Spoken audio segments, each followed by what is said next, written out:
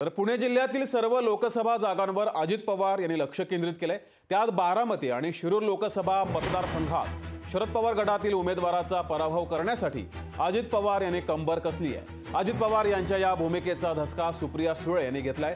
पुढील 10 महिने सुप्रिया सुळे बारामतीत तळ ठोकून राहणार आहेत। आता मतदान होईपर्यंत माझी गाडी मुंबईला जाणार नाही। माझ्या कुटुंबियांना मी म्हटलं आहे की तुम्हाला आई किंवा बायको पाहिजे असेल तर तुम्ही बारामतीत या, असं सुप्रिया सुळे यांनी सांगितलंय। नवऱ्यांनी आणि मुलांना तर मी सांगितलंच आहे की आता ऑक्टोबर पर्यंत जरा आई आणि बायकोला जरा तिकडेच राहू द्या। ते म्हणले ऑक्टोबर पर्यंत काय? ते म्हणले एप्रिल मध्ये माझं इलेक्शन आहे आणि ऑक्टोबर मध्ये विधानसभा आहे, त्याच्यामुळे पुढचे 10 महिने जरा रामकृष्ण हरी तुम्ही तिघं तुमचं बघून घ्या।